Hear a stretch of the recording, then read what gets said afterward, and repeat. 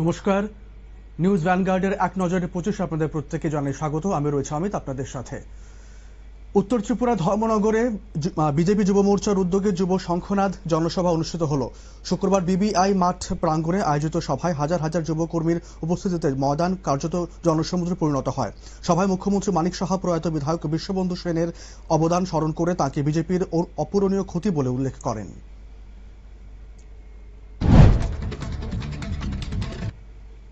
আন্তর্জাতিক নারী দিবস উপলক্ষে কুমারঘাট আরডি ব্লক এবং TRLM এর উদ্যোগে শুক্রবার কুমারঘাটে অনুষ্ঠিত হলো এক বর্ণাঢ্য কর্মসূচি।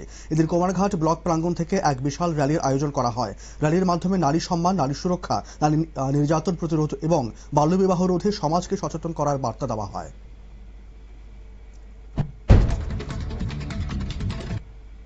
রাতের তেলিয়ামুড়াতে ভয়ানক অগ্নিকাণ্ডের ঘটনা সংঘটিত হয় এবং এই অগ্নিকাণ্ডের পরিপ্রেক্ষিতে 5টি দোকান রীতিমতো ভস্মীভূত হয়ে যায়। ঘটনার বিবরণে প্রকাশ, গতকাল রাত আনুমানিক 11টার পরে তেলিয়ামুড়া ফলবাজার এলাকায় বৈদ্যুতিক শর্ট সার্কিট জনিত কারণে এই অগ্নিকাণ্ডের সূচনা বলে জানা যায়।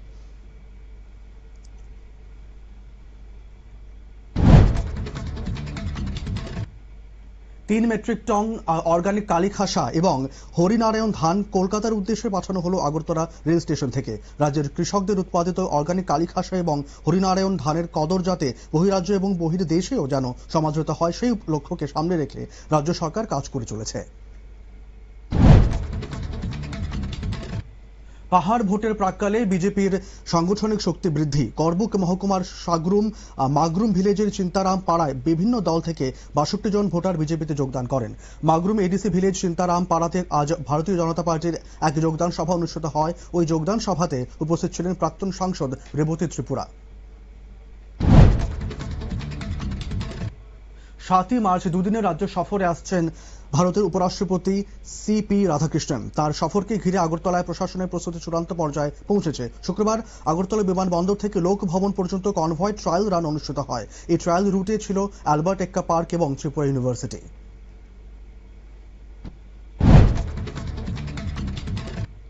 ত্রিপুরা রাজ্য সরকার ফের ধাক্কা খেল সুপ্রিম কোর্টে। শিক্ষা দপ্তরের কর্মরত 8 জন DRW কর্মীকে 3 মাসের মধ্যে নিয়মিত করার নির্দেশ দিয়েছে আদালত। সঙ্গে 30% বকেয়া প্রদান করতেও নির্দেশ দেওয়া হয়েছে। নিয়মিতকরণের স্কিম বাতিল হয়েছে, এই অজুহাতে কর্মীদের বঞ্চিত করা যাবে না বলে জানিয়েছে আদালত।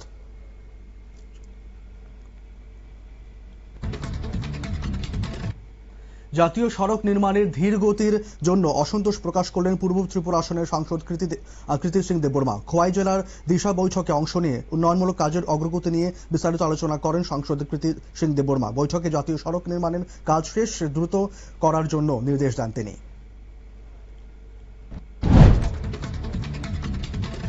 জগন্নাথ বাড়ি রোড এলাকায় TRTCর অবৈধভাবে পার্কিং করা গাড়ির বিরুদ্ধে অভিযান শুরু করেছে ট্রাফিক দপ্তর। শুক্রবার ট্রাফিক কর্মীরা অভিযান চালিয়ে রাস্তার ধারে দাঁড় করিয়ে রাখা একাধিক গাড়ি তুলে নিয়ে যায়। উপরাষ্ট্রপতি সফরকে সামনে রেখে শহরের যানজট নিয়ন্ত্রণে ট্রাফিক পুলিশের এই তৎপরতা নিয়ে মধ্যে প্রশ্ন উঠেছে। রামচন্দ্রঘাট বাজারে যুব মোর্চার মন্ডল সভাপতির বাড়িতে হামলায় প্রতিবাদে পথ অবরোধ কর্মসূচি পালন করল বিজেপি মহিলা মোর্চা। শুক্রবার দুপুর প্রায় 12টা নাগাদ বাজার এলাকায় সড়ক অবরোধ শুরু হলো। যান চলাচল সম্পূর্ণ বন্ধ হয়ে যায়। ঘটনাস্থলে পৌঁছে পুলিশ পরিস্থিতি নিয়ন্ত্রণে আনে, যদিও এলাকায় উত্তেজনা বজায় রয়েছে।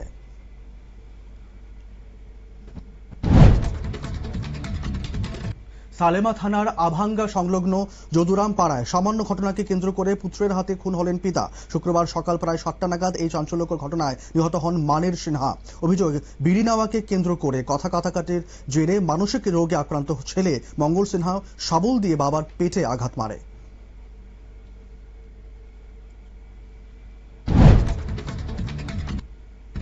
মায়াপুর এডিসি ভিলেজ এলাকায় বৃহস্পতিবার রাতে বাড়িঘর ও দোকানপাট ভাঙচুর, লুটপাট ও অগ্নিসংযোগের ঘটনায় উত্তেজনা ছড়ায়। জানা গেছে, নেশা সামগ্রী বিক্রিকে কেন্দ্র করে এই দুপক্ষের মধ্যে বিরোধের জেরে এই সংঘর্ষের সূত্রপাত হয়। পরিস্থিতি নিয়ন্ত্রণে আনতে CRPF ও স্থানীয় পুলিশ মোতায়েন করা হয়েছে।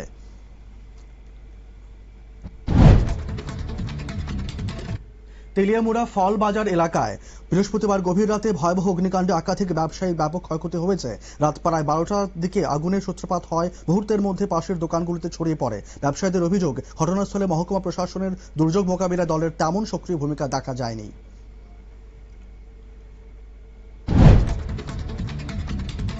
বিশালগড় থানাধীন হরিশনগর মুন্ডা পাড়ায় স্ত্রীকে পিটিয়ে খুন করার অভিযোগের স্বামীকে আটক করেছে পুলিশ। অভিযোগ, বৃহস্পতিবার রাতে স্বামী লক্ষিন্দর মুন্ডা তার স্ত্রী মণি মুন্ডাকে ব্যাপক মারধর করলে তার মৃত্যু হয়। ঘটনার পর অভিযুক্ত স্বামীকে ঘটনাস্থলে থেকেই আটক করেছে বিশালগড় থানার মহিলা থানার পুলিশ।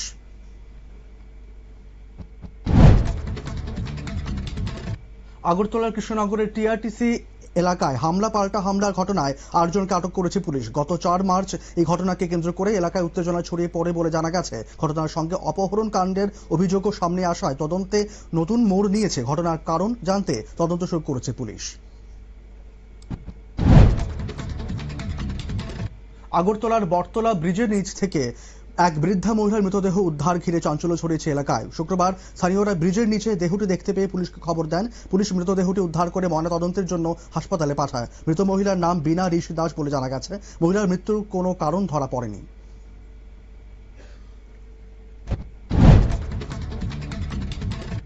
জন্মহার বাড়াতে নতুন প্রকল্পের পরিকল্পনা করছে অন্ধ্রপ্রদেশ সরকার। মুখ্যমন্ত্রী চন্দ্রবাবু নাইডু জানিয়েছেন, 2 বা তার বেশি সন্তান হলে দম্পতিকে 25,000 টাকা করে দেওয়ার পরিকল্পনা করা হয়েছে। মুখ্যমন্ত্রী বলেন, বর্তমানে রাজ্যের টোটাল ফার্টিলিটি রেট প্রায় 1.5%, যা প্রতিস্থাপন স্তরের নিচে।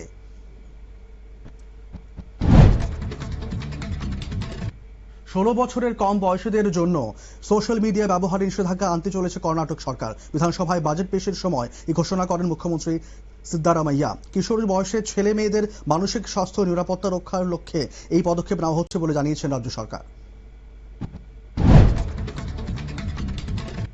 আবারও বিতর্কের কেন্দ্রে উঠে এসেছে দিল্লির জেএনইউ বিশ্ববিদ্যালয়ের ইতিহাসে প্রথমবার ছাত্র সংসদের সম্পূর্ণ কেন্দ্রীয় প্যানেলকে একসঙ্গে বহিষ্কারের সিদ্ধান্ত নিয়েছে প্রশাসন।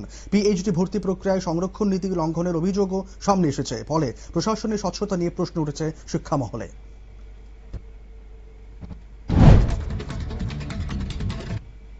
রাজনৈতিক অনুদান থেকে সবচেয়ে বেশি আয় করেছে বিজেপি। এই তথ্য জানালো অ্যাসোসিয়েশন ফর ডেমোক্রেটিক রিফর্মস এর এক রিপোর্ট অনুযায়ী 2024-25 অর্থবর্ষে অনুদান থেকে বিজেপির আয় প্রায় 6,769 কোটি 14 লক্ষ টাকা। অনুদান থেকে আয়ের নিরিখে এই অঙ্কই সবচেয়ে বেশি বলে জানিয়েছে এডিআর।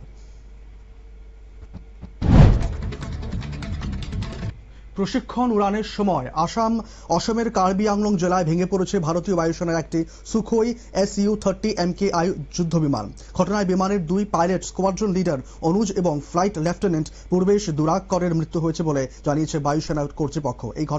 এই দুর্ঘটনায় শোক প্রকাশ করেছেন প্রতিরক্ষা মন্ত্রী রাজনাথ সিংহ। ইরানকে যুদ্ধ পরিস্থিতির জেরে দেশের জ্বালানির দাম বৃদ্ধি নিয়ে উদ্বেগ দেখা দিয়েছে ভারতীয়দের মধ্যে। ভারত সরকার নাগরিকদের আশ্বস্ত করছে জ্বালানি সরবরাহ ও মূল্য নিয়ন্ত্রণে রাখার চেষ্টা করছে।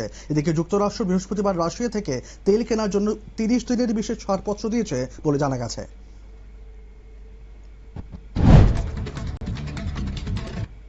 ভারত মহাসাগরে ইঞ্জিন বিভ্রাটের জেরে মাঝ সমুদ্রে আটকা পড়েছে ইরান নৌবাহিনীর একটি রণতরী। খবর পেয়ে উদ্ধারে অভিযানে নামে শ্রীলঙ্কা নৌবাহিনী। তার জাহাজ থেকে 204 জনকে উদ্ধার করে নিরাপদে কলম্বোতে নিয়ে যায়। তবে রণতরীটি এখনও সমুদ্রে আটকে রয়েছে এবং সেটিকে বন্দরে আনতে আরও 2 দিনের সময় লাগতে পারে।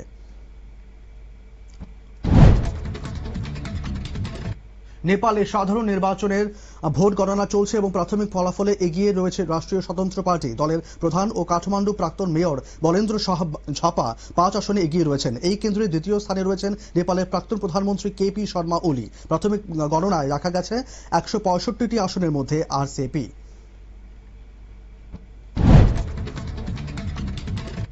ইরানের বিরুদ্ধে যুদ্ধ চালিয়ে যাওয়া নিয়ে মার্কিন আইনসভার উচ্চকক্ষ সেনেটের ছাড়পত্র পেয়েছিলেন আগেই। এবার হাউস অফ রিপ্রেজেন্টেটিভস এর ছাড়পত্র পেয়ে গেলেন মার্কিন প্রেসিডেন্ট ডোনাল্ড ট্রাম্প। যুদ্ধ নিয়ে ট্রাম্পের ক্ষমতা খর্ব করার প্রস্তাবের পক্ষে 212টি ভোট পড়লেও তার বিপক্ষে অর্থাৎ ট্রাম্পের পক্ষে ভোট পড়েছে 219টি।